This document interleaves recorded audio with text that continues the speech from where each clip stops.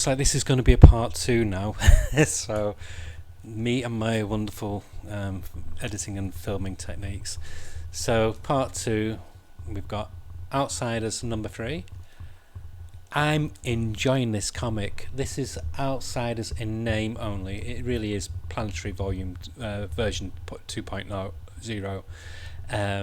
But yeah, it's solid. It's by Lansing and Kelly, and artwork by I think it's not Mike Carey, but I've forgotten his first name. But yeah, it's good. Like the Planetary, each issue's one and done with a theme running through what will loosely tie it all up afterwards, most likely in another at the end of the run. But yeah, so it deals with like parallel universes, multiverses, etc. This one focuses on a world full of Batman. This is about all the versions of the Batman exist. And if you're Batman, then you're welcome. If you're not, then there's trouble. And it's really good. It's a fun, light-hearted romp. The artwork's improving each issue. I enjoy it. It's just different, and I don't mind multiverse comics when it's just all in one comic like this. And he treats it like a weird science fiction kind of comic. So I give this a 7.5 out of 10. So I will be carrying on with it.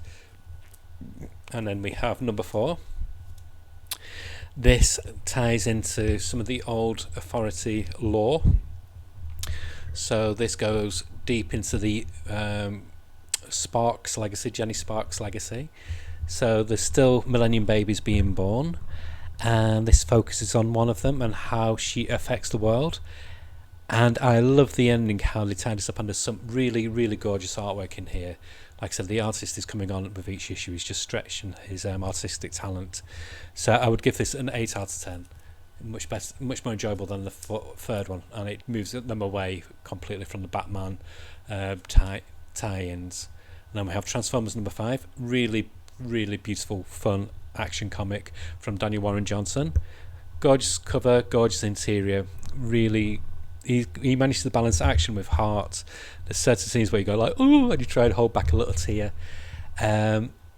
He is just doing the artwork up to issue 6. So when it wraps up the first arc, I might just stop it there, because I'm not invested in Transformers. I'm loving the story, but yeah, I could quite happily stop there, because I am getting this because it's a Danny Warren Johnson joint, and I know he's writing the next 6 issues afterwards, but I like him doing everything, so I might as well stop after that. So it's a 9 out of 10 for that one. And then we have Joker Year 1 Part 1, Batman number 142 by Chip Zdarsky, Carmen Coley and Andrea Sorrentino on the artwork. Artwork's nice, very different in styles, but the story, unnecessary. Really, really unnecessary. I don't know if I call it hate reading Chip Zdarsky's Batman run, but I'm frustrating reading it. There's a lot I'm reading comic, the stories. I'm just going, why? And he frustrates me. Because he's not giving. It doesn't read like a Batman comic. If the comic was called Bat Asshole or Bat Jerk, then is what this would be. He's done away with Batman being a detective. He's done away with all of that. He's now just basically a paranoid, schizophrenic psychopath who mumbles under his breath like Rorschach, and just it just feels completely out of character. And we've had Joker up to here these past 3 years. There's been so much Joker material. We don't need any more. It's just a pointless exercise. Why couldn't they have focused on another villain? Why not do a Two-Face one, or Hugo Strange, or somebody like that? This just feels completely boring. Artwork, I'd give 8 out of 10. Story at the moment, 5 out of 10. And this is part 2. Same thing as previous. Gorgeous artwork. Story unnecessary, 5 out of 10 for the story, 8 for the artwork. Completely different tone and quality. Issue 1081 of Detective Comics. Beautiful, beautiful artwork by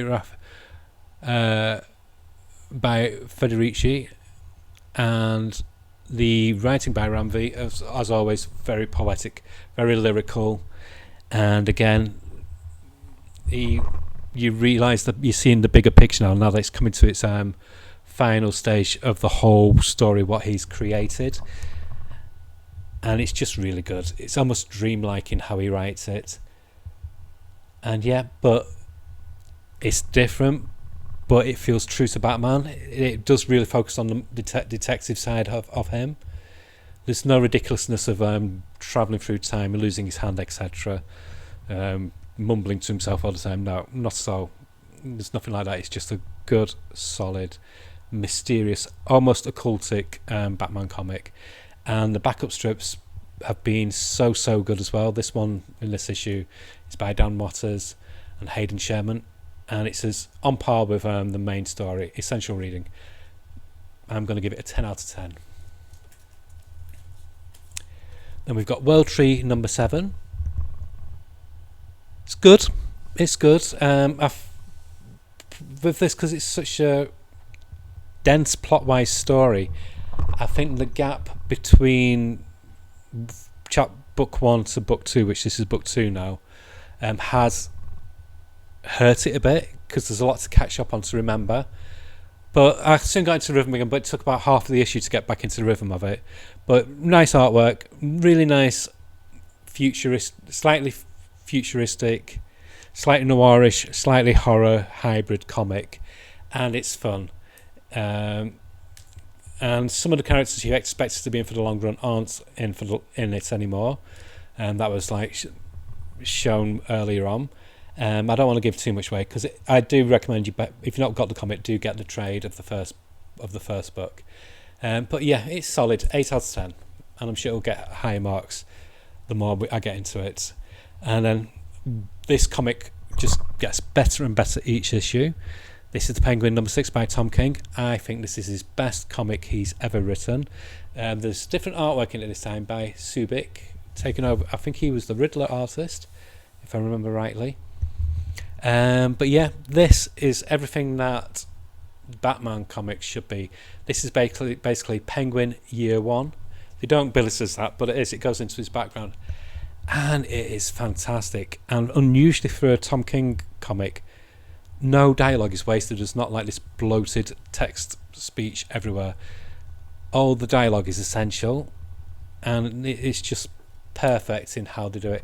Now, I said I wasn't going to show anything, but I will show this panel.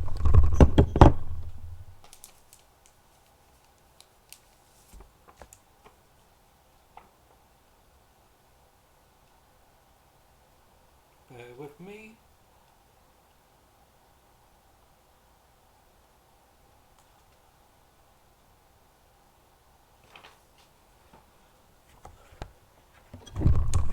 That's just superb. I mean, some people would spend the next 10 pages showing a fight scene. So here we go. Well, boss, it's not a fair question, I guess. See, everyone looks like a sucker to me. So that's Penguin when he's a younger guy.